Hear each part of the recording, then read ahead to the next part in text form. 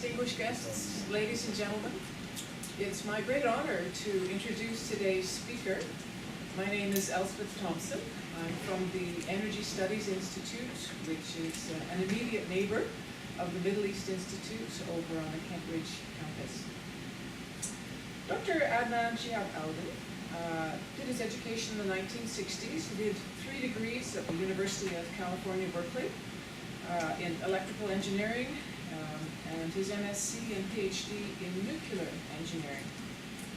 And then in the 1970s and 1980s, he devoted most of his time to academic pursuits. He taught, lectured, and directed research in physics and engineering, as well as in the applied fields of energy economics and technology and the environment at various universities and research centers in Kuwait, US, and Europe, including the Lawrence Berkeley National Laboratory at UofC, the European Nuclear Research Center in Geneva, and the Energy and Environment Policy Center at Harvard. In 1970, he joined Kuwait University, and a few years later was appointed Vice Chancellor for Academic Affairs. From 76 to 86, he served as Director General of the Kuwait Institute for Scientific Research.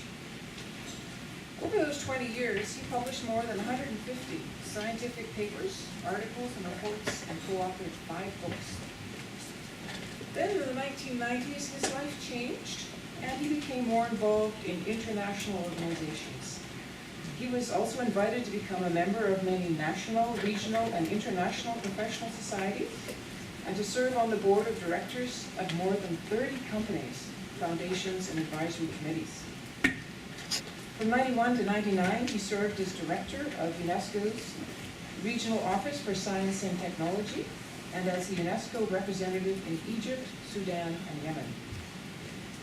From 99 to 2001, he served as director of the Division for Africa, East Asia, and Pacific in the Department of Technical Cooperation at the International Atomic Energy Agency in Vienna. Thereafter, he became director of the research division at OPEC and served as acting secretary for a year. He's currently the Director General of the Kuwait Foundation for the Advancement of Sciences and also senior advisor at the Oxford Institute for Energy Studies and a board member of the SBC Energy Institute. Schlumberger is the world's leading management consultancy in the upstream oil and gas industry. Today's seminar, GCC Economic and Political Outlook, Challenges in Transitioning to Sustainable Development under a Low Oil Price Environment, will offer a full spectrum of this man's knowledge, very, very broad knowledge, as you can tell, helping us join the dots between oil and energy markets, policies, technologies, and environmental aspects of energy systems, as well as economic diversification, politics, and geopolitics. Please help welcome our guest speaker, Dr. Adnan Shihab Alden. Thank you, Elizabeth, if I may call you that. And good afternoon, everybody, excellencies, distinguished academics and colleagues. I am delighted to be back in Singapore. I was here last time a year ago. It's always refreshing to be in Singapore because for me it's more like the dream of where I want to see our part of the world heading in that direction. And it's not an impossible dream because you had a dream and within 40 or 50 years you've managed to achieve almost everything that you've aspired and you continue to dream.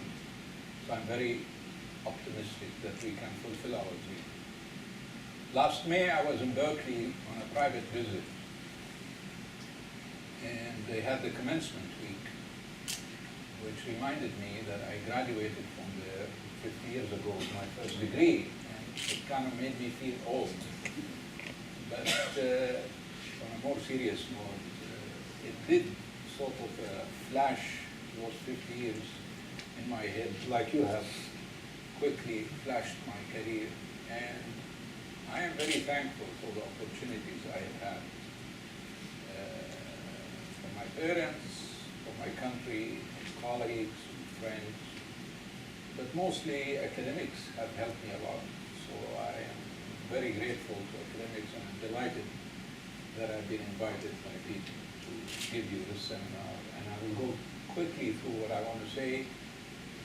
I will cover a lot of things, and I will select material. I have prepared many points to cover. So I will try to focus more on the economics and the energy and less on the politics. I cannot avoid touching on the politics currently in the Middle East. You can see the outline of my talk. I will talk about the challenges, in particular those imposed by the low oil prices of last year, expected to last, but as well as the aftermath of the Arab Spring that has not touched only those countries where the Arab winds of spring have blown, but also is touching and will continue to touch the countries that are neighboring the Arab Spring countries, like the Gulf countries. So I'll talk about those challenges. But for those of you who don't know much about the Gulf, and I'm sure almost everybody here knows, but here is a map that dates before the Second World, First World War.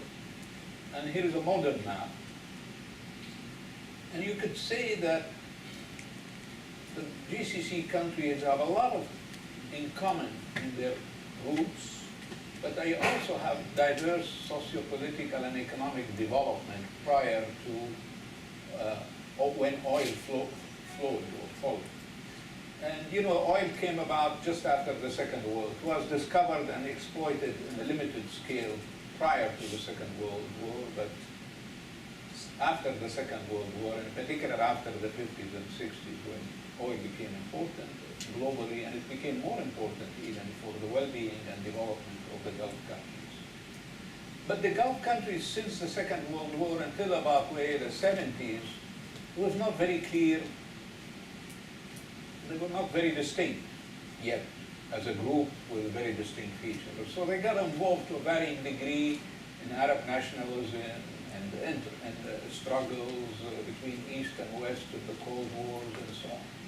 It wasn't until after the 73 war when it was very clear that the model that has been chosen politically, economically, and socially for the Gulf country is quite different for a variety of reasons than the rest of the region. That allows them to progress rather rapidly, despite the internal struggles sometimes here and there, that they were basically spared the major conflicts and the major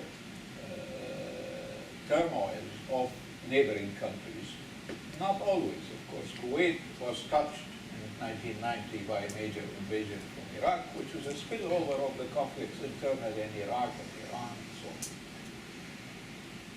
Now, as I say, the journey for these countries has not been easy, and it was punctuated by the 1990-91 war, but also 2003 Iraq war, US-Iraq war, and recently we are being touched, as I said earlier, by the aftermath of the Arab Spring, but also by the low energy prices, which is a new structural environment that is not very familiar to us, and we don't know when it will end or it will ever end.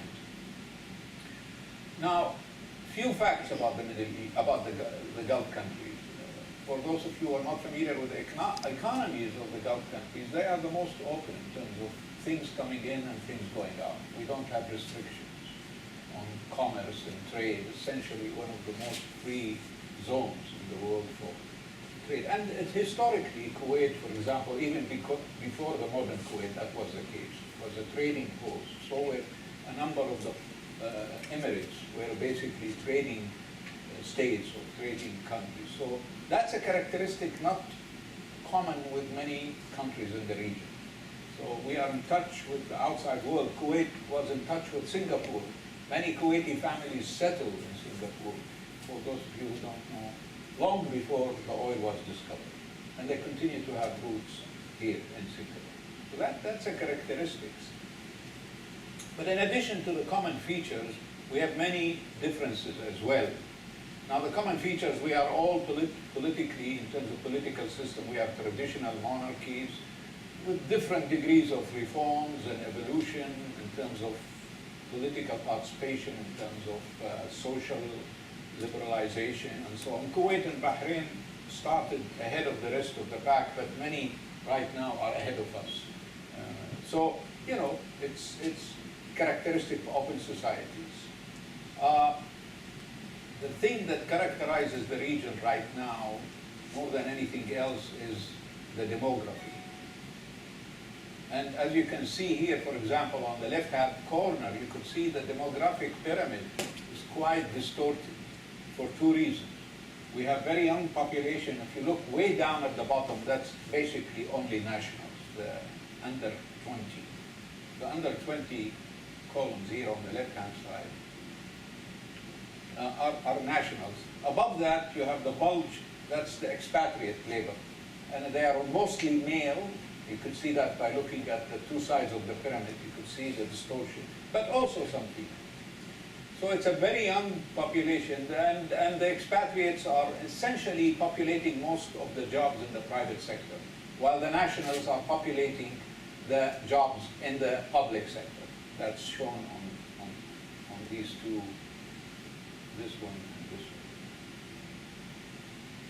one. So that's a characteristic to keep in mind. In terms of income, again, the income varies. Although all of them are considered to be wealthy, the income varies from Qatar last year was about 100,000.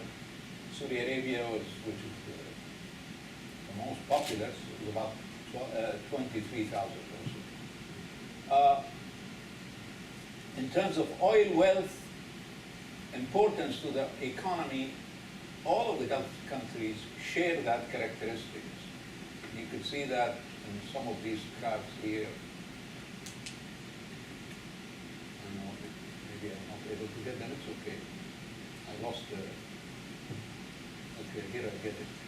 You could see that in terms of the importance of the oil sector in dark blue in terms of the GDP, in terms of the export, and in terms of government revenues. You look at these graphs. Now they vary. The UAE is most, relies the least, well, the exception of Bahrain, but Bahrain is a small economy. So in terms of export, in terms of government revenue, in terms of contribution to GDP, basically oil is very important to these countries. Now, these countries over the years have achieved a lot, but as I said earlier, they have differences, so you cannot put one model and say this is the achievement of the GCC. Nonetheless, if I summarize the achievement, you can easily see, for example, down here, you can easily see in terms of life expectancy, the dramatic improvement in life expectancy throughout the Gulf over the last, say, 50 years or 40 years. And the same thing in terms of schools. And most of the human development indicators point to major improvement. And this came about as a result of an unwritten social contract between the government or the governments and the population, whereby most, if not all, of the oil wealth is being used to improve life and improve the living conditions in terms of health, education, infrastructure, jobs, and what have you. That's what we call the social contract between the governed and the governed. It varies in terms of how it is manifested from Kuwait to Bahrain to Saudi Arabia, but the wealth has been used. That's distinct from other oil exporting countries in the region, where the oil wealth was not used in the same way for the well-being of the population. And that is a very important feature of the Gulf countries. Despite those improvement, dramatic improvement in human development indices, there was progress economically, but in terms of the relative positioning or the relative performance, economic performance, we did not do very well. And we are not doing very well. And if you measure that by comparing, for example, some economic factors like the average non-oil GDP growth for 20 years or 30 years between 1980 and 2010 on the vertical axis, and what is measured as TFP, which is total factor productivity, which basically looks at the same inputs over the years and see if the same inputs produce higher outputs, and that considered to be productivity. And you could see that in terms of productivity, we're not doing very well. We're kind of relative to others like Norway, I could give Norway and others.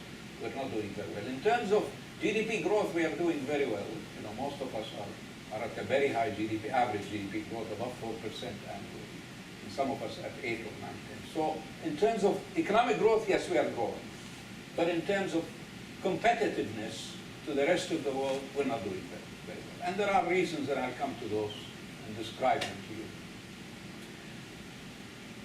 The main reason for them is that we are dependent, as I said earlier, on oil, and you know, you see some graphs here. Maybe I can show you this one.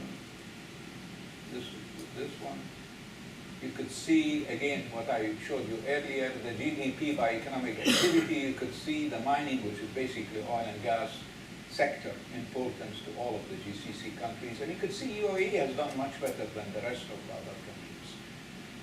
And so you could say we are, the different 6 countries are at various stages of diversifying the economy, but we haven't made much progress. And whatever progress we have made is limited, and it's been mixed, with the UAE leading the pack for the time being. And probably it is understood that diversification is not an easy process. It's a lengthy process. It takes time, and so probably this is a good time to reflect on it, and I will touch upon this a little bit more. One other feature common to those countries, in addition to using the oil revenues to improve the living conditions and the human development indices in health and education, and infrastructure, unemployment, the government used the surplus to put in sovereign wealth fund. And these sovereign wealth funds, especially Kuwait started it way ahead of everybody, have helped the countries to cushion economic cycles or adversity. Like in the case of Kuwait in 1990 and 91, the Sovereign Fund of Kuwait helped us to overcome the disaster of the invasion and what ensued after that. So that's a characteristic. Now Kuwait invented, and of course here in Singapore you have also a Sovereign Wealth Fund, but others have taken the model of Kuwait and improved on it dramatically, like Norway. You know, the Norwegian Sovereign Wealth Fund is modeled after Kuwait. Actually, it was an Iraqi who worked in Kuwait who went to the parliament. Before they exported oil, they wanted to put in place a legislation. So this guy helped them to design a law for the oil sector that took all of the revenues into the Sovereign Wealth Fund, allowed only 4% of the net returns to be used for social development. In Kuwait, we take about 10% from the top, and now we take 25% of the top. We put it in the Sovereign Wealth Fund. But the point to be made here is that all of these countries have used, in one way or another, the concept of taking part of the revenues and putting it for the future, for a bad day, for the dark.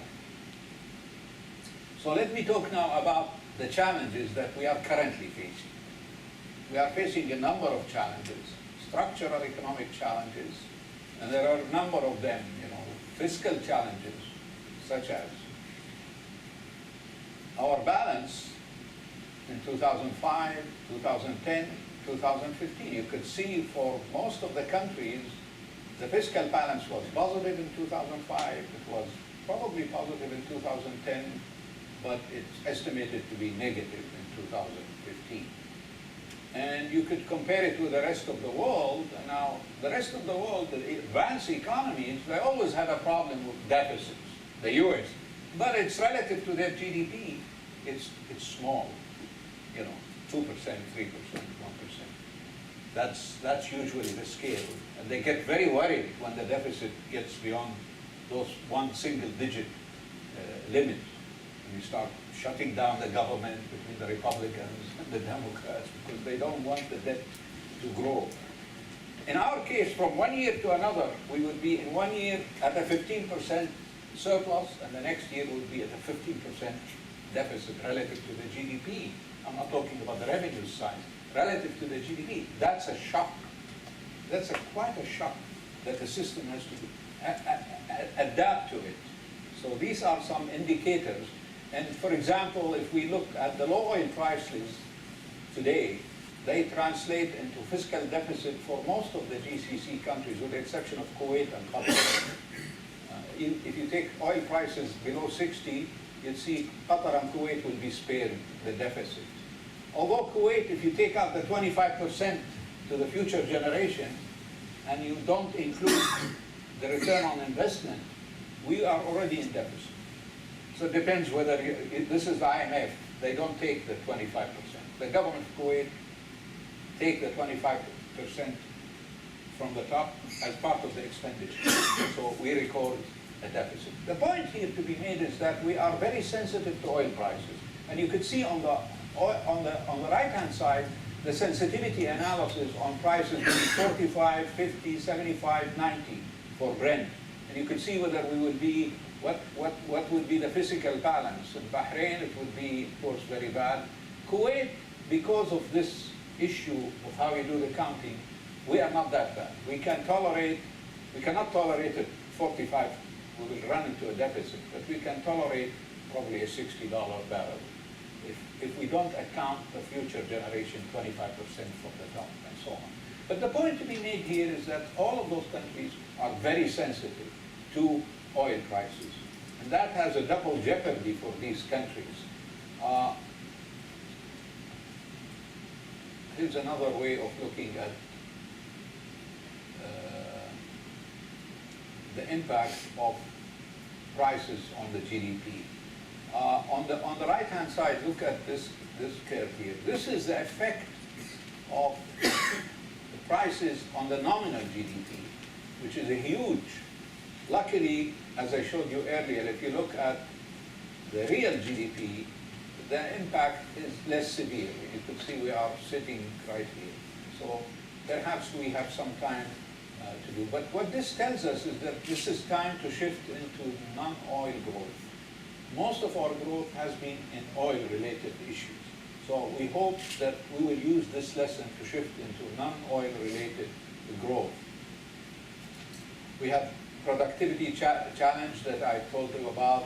Now let me examine the oil price issue. And I think it's worthwhile to look at it because a lot of people saying that oil prices are bound to go up. But this time may be different than in previous times. This time we may be actually seeing structural changes that will last for a long time before. So let's look at the outlook for oil prices and oil price recovery and what are the challenges. Now the reason we have seen the drop in oil prices over last year is very simple. For a number of years, oil supply has been growing from a number of countries. In particular, as you know, from shale, tar sand in Canada, and Russia, and as well as OPEC countries, and as well as African countries, as well as Latin American countries, Brazil and what have you. And it has been growing because the price of oil has been high. So all of those countries, when the price of oil is high, they found that the expensive oil that they have can be profitable, so they invest and they come on the market, they put supply on the market. On the other hand, demand growth, which was expected to continue to be robust as a result of China and emerging economies, suddenly in 2014 in particular, the Chinese economy began to decelerate. Still growing, but it's decelerating. It's not at 10%, it's at 5% or so. And that reduced the growth into demand for oil. So on the one hand, you had supply continuing to grow every year, more than 1 million barrels a year, and yet demand that was supposed to grow at 1 or 1.5 million barrels a year, it has not. And so you started having a gap. That gap was flooding the market, and suddenly the market realized that this imbalance is not temporary or transient because of a disruption here in Iraq or Libya. It was because some supply restructuring and demand restructuring taking place at the same time. And that resulted in prices dropping dramatically. Now, OPEC was faced at that time with a decision. Now, you can see on the right-hand side whether it was demand-driven or supply-driven. Well, it's both. It's both. And you could see on the right-hand side the imbalance. But OPEC was faced with a decision to make last fall.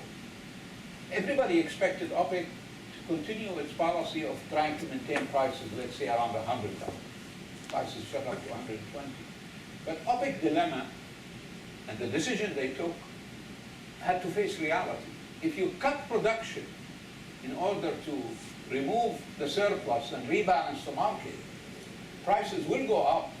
But the more the prices will go up, the more supply will come from the other countries. The more shale will be coming. The more tar sand will be coming. The more deep offshore from Brazil and other countries. And so, you would be shooting yourself in the foot if you continued that policy. And as a result, OPEC took the only logical decision, is to let the market settle the score. Now, many people say that OPEC abandoned the market and it's no longer an effective player. I take different position. I think OPEC, by taking that position, influenced the market dramatically. And we have seen that happening, because this is not 1986, where the decision to produce or not to produce had to do between the OPEC countries, Venezuela versus Iran versus Saudi Arabia, fighting for a market share among the OPEC countries. This was a market share issue dictated by structural changes on the investment and on the supply side. And so we have seen a decision taken by OPEC to try to stay the course. Question is that how long can OPEC countries stay at low oil prices? Well, here is a plot that shows what happens to the deficit or the surplus. If you look at the right-hand side, these are the 7 reserves. And you can see at $20, things look very bad for most of the countries, including Saudi Arabia, which is in the middle. They can only cope with a $20 for $50, $20. They can cope with $20 for only a couple of years. Then they will be in a bad shape. Kuwait and others will be slightly better, but Venezuela and Iran and others will be in a terrible shape. But at $50, things improve even for countries like Algeria. And at $80, countries like Iran still has a reserve of only a few years. So most OPEC countries, especially the Gulf countries, can withstand this low energy prices, especially if they are at 50, not at 20, for a reasonably long time. On the other hand, if you look at the shale picture, what is the effect of the low prices on the shale?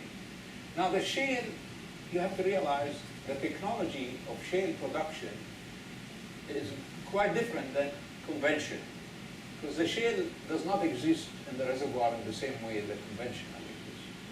The shale oil is locked in the rocks. And therefore, the technology is to frack it or crack it and then get underground, not mine it, but drill horizontal drilling and then send liquids with sand, frack it and get the oil out.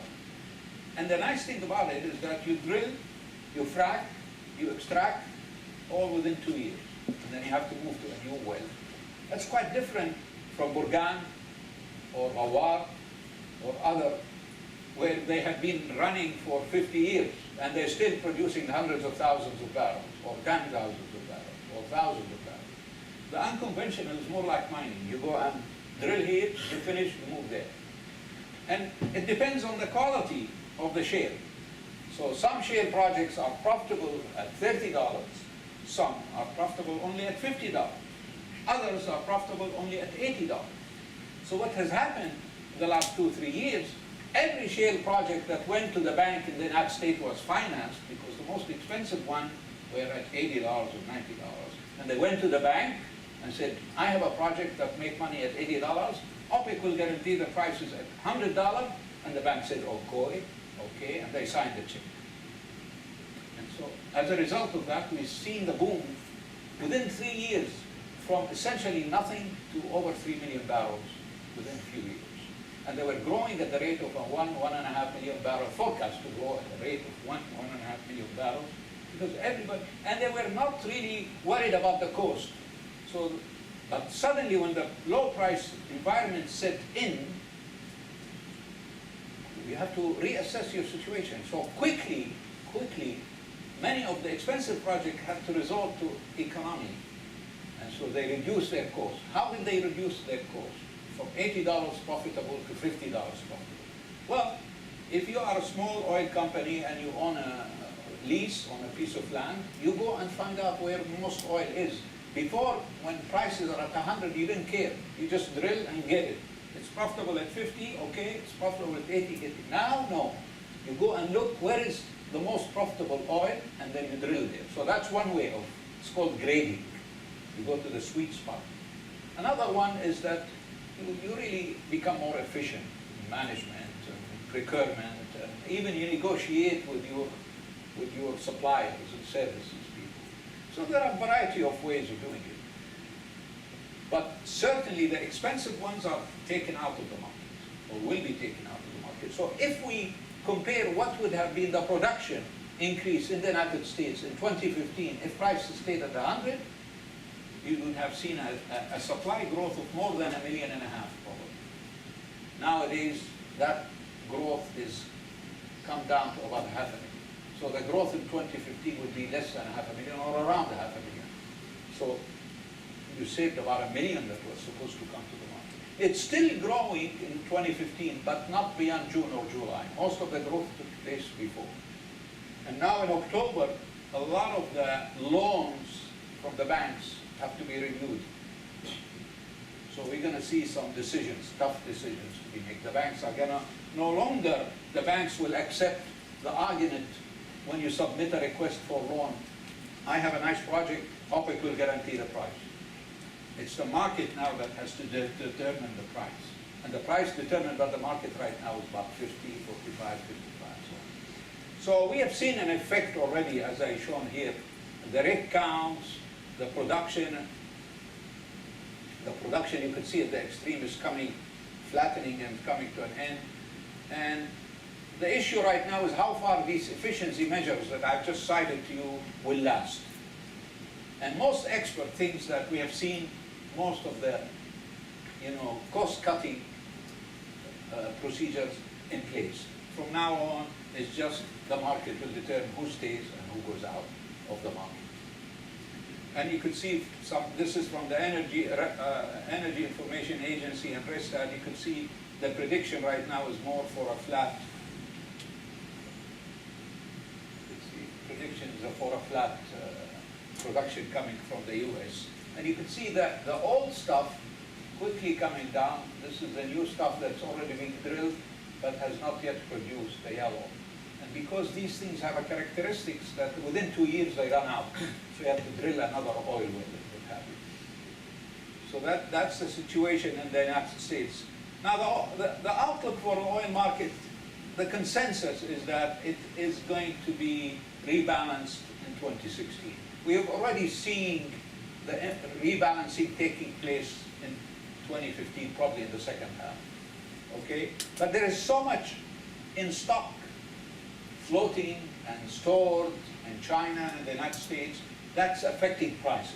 But in terms of new growth, supply coming out of OPEC, it's slowing down dramatically. Even Russian oil is being talked about as maybe suffering a little bit in terms of new supply coming from Russia. So I think the market will be stabilizing toward the end of this year and next year. Where prices will be heading, well, nobody knows exactly. This is just a short-term projection, long-term projection. Here, a year ago, most projections for prices were thinking that in nominal terms, price of oil will go from 100 to 200. In real terms, will stay around 120. Well, if you look at the outlooks coming out this year, they're all dramatically dropped their scenarios. Now they're talking about the stable price 20 years from now, 30 years from now is around 80 maximum or so on. And that we're going to see as, this, look at the blue line down here. That's the pessimistic and the optimistic is above there. This is because of the marginal cost that I talked about is really what determines the price of oil. We have so much reserves of oil.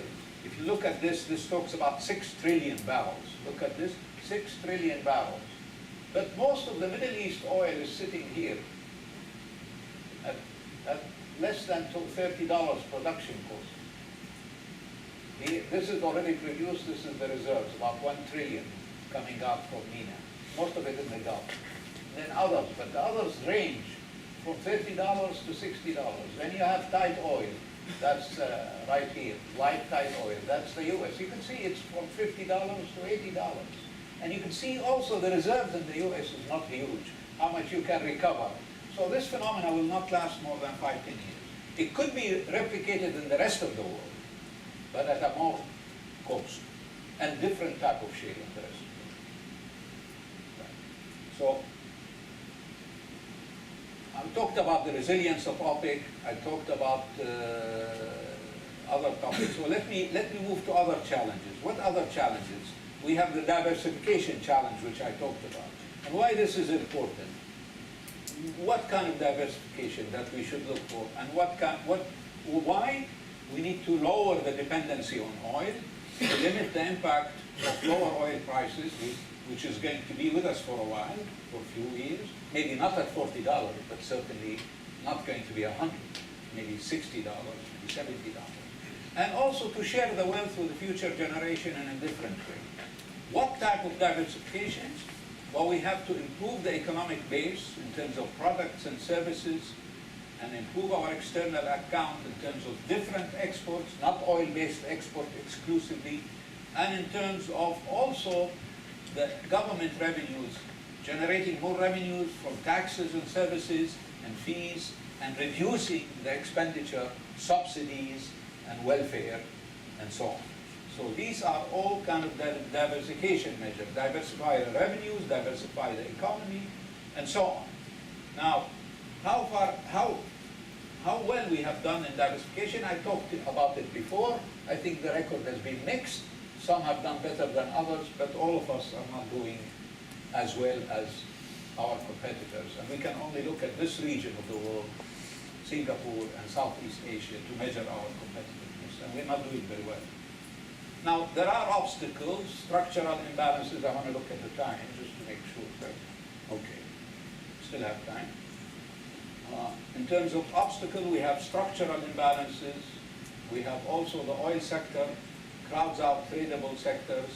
We have obstacles in the educational system. Our educational system is not producing the type of graduates that we need to employ for competitiveness if we want to diversify for more exports. If we want to diversify for more export, we have to have a better education in place, science and technology and innovation-based educational system, and so on. And we have to move away from employment in the government sector, which is really not unemployment. It's a welfare. It's a sharing the wealth. We have to find a different way of sharing the wealth. Subsidies and government employment is a distortive type of wealth sharing.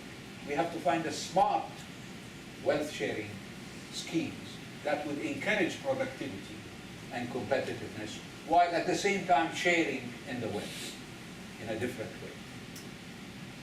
And of course, you cannot ignore political reforms.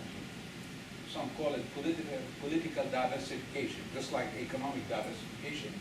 Many people argue that you need to combine the two. Now the question is that how do you combine them, at what measure? And I don't think there is one formula that fits everybody. But I think what you can say is that you need a measure of political diversification, a measure of some kind of improved participation. Now the countries today in the Gulf, they are quite different in the way of political participation, but they're all moving in the forward direction in terms of political participation. I think Kuwait probably would measure ahead of everybody, given the fact that it has a parliament since 1961, elections, although we have a sometimes dysfunctional relationship between the government and the parliament that prevent us from making the decisions. But nevertheless, I think if you have an index that measures political participation, Kuwait would stand ahead of the pack in the Gulf countries, probably in the Arab region as a whole. But I think even in Kuwait, it's recognized that we need to improve on our record. Although we are proud and happy for where we are positioned, but I think we need to find a formula to improve our participation. I think in terms of the diversification, that the challenge for us is how best to do diversification for a resource-rich country. Now, we are not unique in that. There are other countries in the world that are resource-rich, and they have gone the route of diversification. Examples would be Malaysia, Indonesia, Mexico. These are some of the best examples. Then the odd things to notice is that all of those countries succeeded in diversification only under low oil price environment. None of them succeeded when it was, perhaps with the exception of Norway, and I didn't put it here, because Norway, right from the gate, decided not to touch the oil revenues, put it for the future generation, and it went directly to diversification. And of course, the situation in Norway is different than the Gulf, because Norway, to start with, was an advanced country. So that's quite a different thing. So, what are the other challenges? The energy challenge, the energy subsidy, or subsidy in general, but energy subsidy. I'm not going to, there are many charts, I'm not going to show them. I don't want to step over that.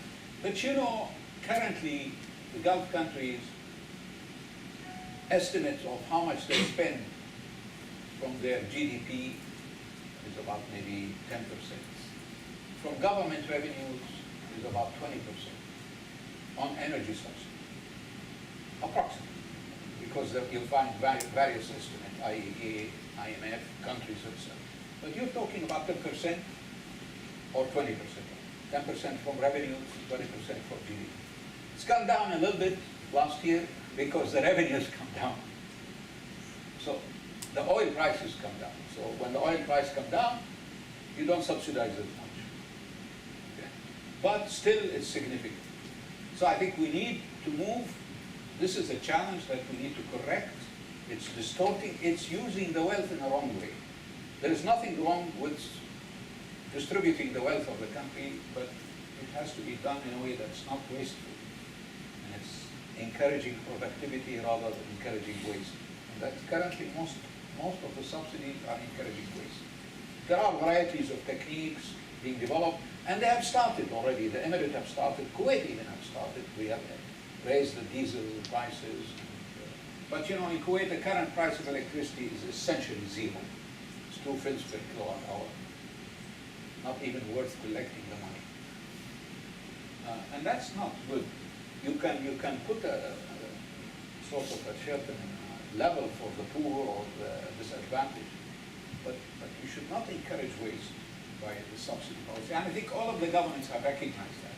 The question is that how fast we can do it. And I think this is as good time to do it as ever. The other thing is that on the energy, also our domestic energy policy, we need to move into more efficiency. So we have to improve the way we use energy, not just a question of subsidy.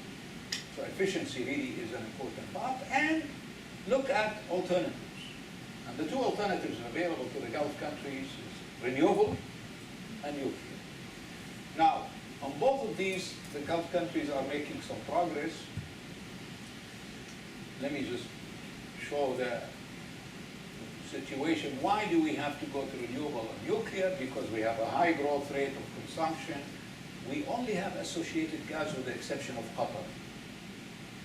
So Emirates, Saudi Arabia, and Kuwait, we don't have enough gas for the power stations. So we burn oil, or we are about to burn oil. And oil, we can sell it at, not at 100, but at $60. Nuclear is competitive at $50. Renewable is becoming competitive at $40. That means that if price of oil will stay above 50 or 60, renewable and nuclear is an economic option. I'm not going to go into the details of it. But some of the countries of the Gulf have put in place plans to expand renewable and to expand nuclear. Now, nuclear is a bit more complicated. It's very complex. It's very advanced. It's not easy. But already we see that Emirates is building 4 nuclear power plants with Korea. And the first 3 are already under construction, and the first one will come online and produce electricity in 2017. 2017 is about 2 years from now. So nuclear power is here to stay in the Gulf. Saudi Arabia has plans to introduce something like 16 nuclear power plants. Now, nuclear power is not for everybody, and it requires a very high degree of skills, discipline, culture in order to improve the safety. We've seen what happened in Japan, Fukushima. Fukushima failed not because of the technology. but it failed because of the safety culture was not the right safety culture. In Japan, the culture of obedience prevailed, and that's what the parliament said in its report about the main root of the Fukushima. It was not the earthquake. All of the nuclear power plants shut down as they were supposed to. But when the tsunami came in particular in Fukushima, Fukushima was built around 6 meters above sea level. But in that side, there are documented reports that tsunami has hit over the last few hundred years at 15 meters, a couple of times. And there are reports, because the government of Japan in 2006, that you should do something about it. And the engineers went to their superiors and told them about it. But because of the Japanese culture, you respect the orders that come from the top. Nothing was done about it for economic reasons, for political reasons. So my point here is that safety in nuclear is very much dependent on the culture, as well as the technology. The technology you can solve, like the Emirates are doing. They're bringing the best technology. The Emirates are doing something else. They're bringing the best people to train them from all over the world. So that's good. Saudi Arabia will build 16 of them, or at least planning to build 16 of them. Some of those will be built on the Gulf, some of them will be built on the Red Sea. It's ideal for sharing. For example, Kuwait can, instead of building its own nuclear power plant, can join with Saudi Arabia in some of these nuclear power plants, same in Bahrain and so on. So it's very important that we continue to consider efficiency, and then renewable, and then nuclear, in addition to looking for free gas. We don't have free gas, because the gas we have mostly, with the exception of Qatar, is associated gas. We cannot increase the level of associated gas if the oil production is stagnant. So there are a number of other reasons other than economic. Environmental, we are one of the worst emitters of CO2. And the international conference is coming up in December, and we will be obliged to act. So renewable and nuclear can help us, as well as efficiency. Energy security, and of course there are the geostrategic issues. I mean, our neighbors, like Iran, has developed not only peaceful application, but what they suspected as being potentially nuclear weapon capability, and that worries us. So we have to learn that technology and understand it and use it peacefully. So that's important. Here is a map of the Middle East with nuclear countries, different stages of capability. You can see the only ones that have nuclear power plant is the UAE. And Egypt has a plan, almost ready, but it's been almost ready for 30 years. Saudi Arabia has a plan announced 2 years ago. I think they will be second after the UAE. And then we have Turkey is already starting with Russia to build. And then you have there Jordan, they are about to sign with Russia. Iran has a one reactor operating in Bushehr, but what our worries is not about the reactor, which is sitting here, although we have some concern. It's about the nuclear weapon capabilities of the enrichment that has recently been the subject of the agreement with the P5+1. So that's basically the situation in the Gulf countries. I will skip this slide and talk about labor market. Again, I think we need to do a lot about the labor market. You've seen the graphs before. It's a major, major problem for us that we need to fix so that we start preparing our nationals to be employed in the private sector, instead of relying mostly on expatriates in the private sector. Why? Because the private sector is the productive sector. If we're going to have export, it will be in the private sector. But for that, we need to do a number of things. And one of the most important things we need to do is to reform the education. Now, the educational challenge reform is a very important one. I'll close on this point. Well, I have one more point to make, and then I'll close. But our education system, we have invested a lot in education, and we have graduates. Probably we spend about 4 to 5%, 6% sometimes on education from GDP. And our top students are tops with the rest of the world. The problem is with the middle, with the average. That's where we suffer. And that's because something happened in the educational system in the Middle East after the '73 war. The educational system in Egypt was changed, and we also copied these changes in the curriculum, in the philosophy, in the approach. In the 50s, when we went to school, we studied in a framework that was built on the Egyptian model of the beginning of the 20th century, pioneered by people like Muhammad Abdu, al-Kawakibi, who went to Europe and came back and put in place an educational system that was basically, you can call it forward-looking, with roots in the past, but forward-looking. What happened in the 70s and 80s in Egypt, and it was copied in some countries in the Gulf, is that you put in place an educational system that's unfortunately backward-looking. Or essentially you can say they're looking at the future through the past. What we need to do is to reconsider our educational system and put it back to where it was before. That is rooted in the past, but forward-looking in terms of where it's heading to the future. Without it, I think we will be in trouble. And all of our economic restructuring will not produce any results. Now, the final challenge we have is the Arab Spring. And I'm not going to go into these maps. You know where the problems are. The Gulf countries have been spared. I think all what we have is a few demonstrations here and there. And occasionally we had one or two incidents recently. But essentially, the Gulf countries, you can see this color. And these colors are basically limited to just some demonstration or some minor incidents. So we've been spared, but we are not safe. And we have to do a lot of work internally because the ideology of extremism fueled by the backward-looking education is within us. And we've seen that in some of the incidences, the recruitment to extremism. So we have to fix our educational system, but more importantly, engage with the young, with the youth, provide them with jobs that are meaningful, involve them in the innovation, involve them in whatever is necessary to get them focused on building a better life for themselves and for their country. That's a major challenge because the demography is against us. I showed you the first one. So, in addition to embracing an effective education, we have also in parallel to encourage creative private sector jobs for the youth built on knowledge economy and innovation. But also, we have the challenge from Arab Spring. We cannot just look internally. We have a responsibility forced on us to play a leading role in settling some of the disputes that are right next door. Yemen, Iraq, Syria, Egypt. We cannot just simply ignore, close our eyes. We have to find a way to help them.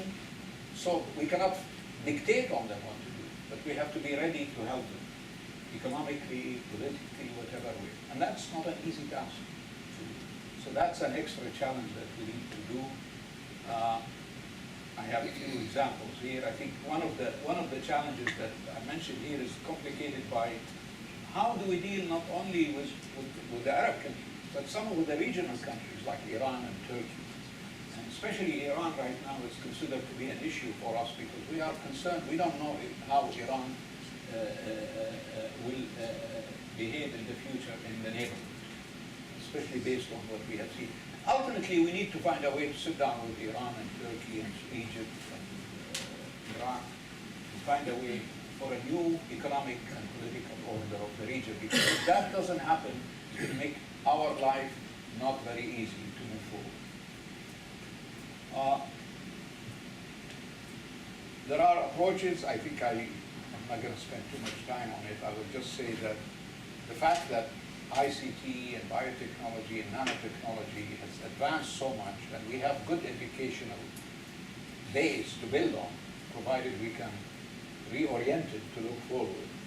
I think that offers us a very valuable tool to orient our economic policies and industrial policies to leapfrog into knowledge economy and compete competitively with the rest of the world. We don't have to build an industrial type of manufacturing that many countries, and I think Singapore was one of them before they moved into knowledge economy. So we can leapfrog leapfrog this process, and it's easier for us. This would probably be done if we learn from the neighboring countries like Malaysia and Indonesia. And I will stop here because I'm not there. I have a few other slides, but I think I've taken too much time. I will stop here and I'll take a few questions. Thank you very much.